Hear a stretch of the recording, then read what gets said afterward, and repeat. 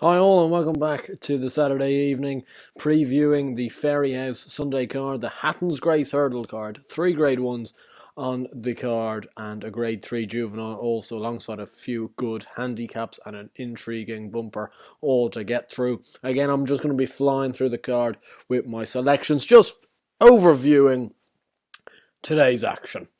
I covered 4 races in the preview video yesterday. I bigged up Sam Crow. I tipped up at 13-8, goes off 11-10, but Bouverdare, I tip my hat.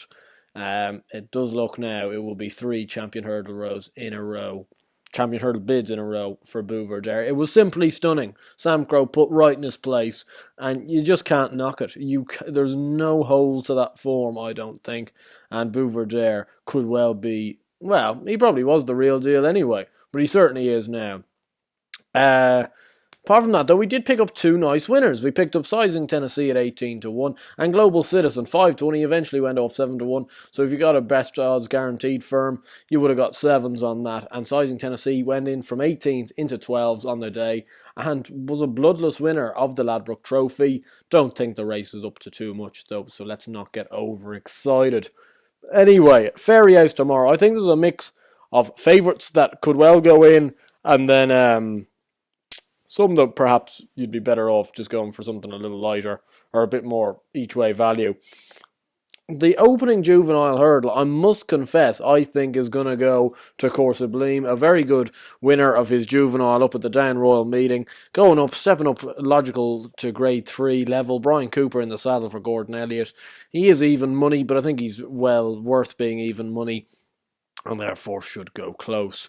In the Royal Bond Novice Hurdle, as I'm saying this now, a quick grab him is at 2-1, second fave, but I think he'll go off favoured in this race if I'm being honest. Commander of Fleet is the kind of complete unknown quantity of the race, but the form was a little bit let down by Column of Fire today, who I thought would win his maiden hurdle. Quick grab him knows these sort of races inside and out, and he was a very good bumper horse for Robbie Mack, has been a good novice hurdler for Willie Mullins, and if he didn't make that mistake last time, surely he can reverse the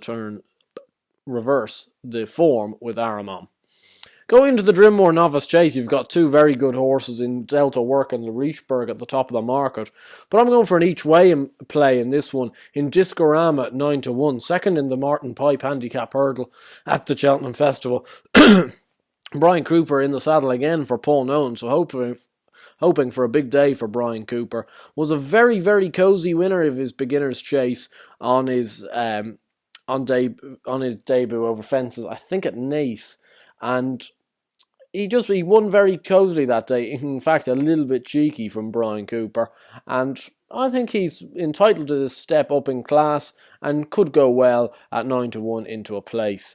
Move on to the Porterstown Handicap Chase, obviously won last year by the Blot himself, presenting Percy, the RSA winner. Velocity Boy runs in this at 6-1, and I think he would have won the Cork National if for coming down at 2 out. If that fall hasn't left its scar, he's sure to go close, reopposing some of these challengers there.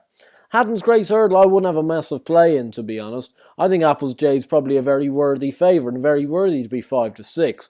Super Sunday I'd take a passing brief on just today, as it is his first run in the season. And in fact, Limini at 7-1 is probably your each-way play in the Hattons Grace Hurdle. I think she's an almost certainty to finish in the top 3, fit off the flat as well.